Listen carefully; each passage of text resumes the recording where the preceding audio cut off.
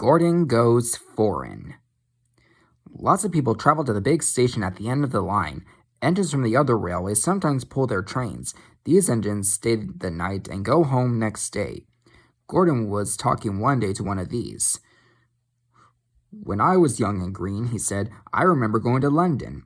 Do you know the place? The station's called King's Cross." "King's Cross," snorted the engine.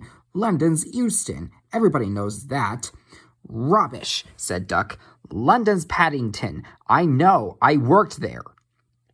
They argued till they went to sleep. They argued when they woke up. They were still arguing when the other engine went away.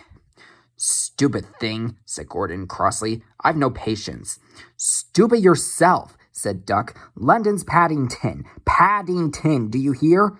"Stop arguing," James broke in. "You make me tired. You're both agreed about something anyway." "What's that?" "London's not Euston," laughed James. "Now shut up." Gordon rolled away, still grumbling. "I'm sure it's King's Cross. I'll go and prove it." But that was easier said than done. London lay beyond the big station at the other end of the line. Gordon had to stop there. Another engine then took his train. If I didn't stop, he thought, I could go to London. One day he ran right through the station. Another time he tried to start before the fireman could uncouple the coaches. He tried all sorts of tricks, but it was no good. His driver checked him every time. "Oh dear," he thought sadly, "I'll never get there."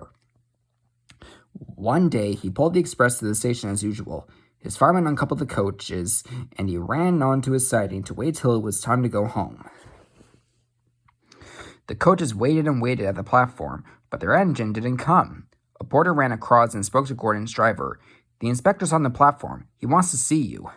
The driver climbed down from the cab and walked over the station. He came back in a few minutes looking excited. "Hello," said the fireman. "What's happened?"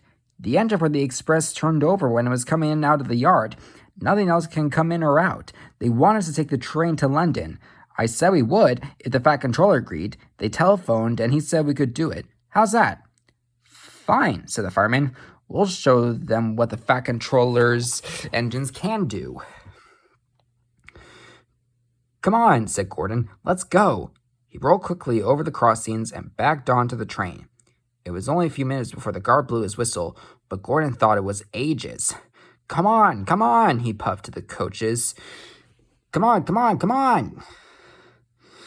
We're going to town, sang the coaches slowly at first, then faster and faster. Gordon found that London was a long way away. "Never mind," he said. "I like a good long run to stretch my wheels."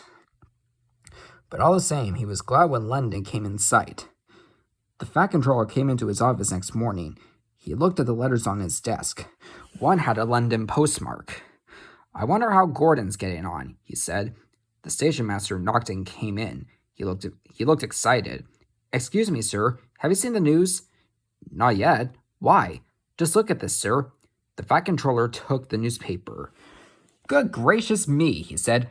"There's Gordon. Headlines, too. Famous engine at London Station. Police called to control crowds."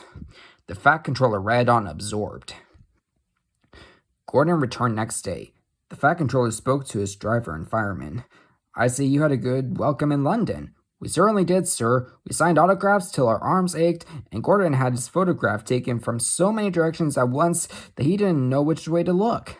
"Good," smiled the Fat Controller. "I expect he enjoyed himself. Didn't you, Gordon?" "No, sir, I didn't." "Why ever not?" "London's all wrong," answered Gordon sadly. "They've changed it. It isn't King's Cross anymore. It's St. Pancras."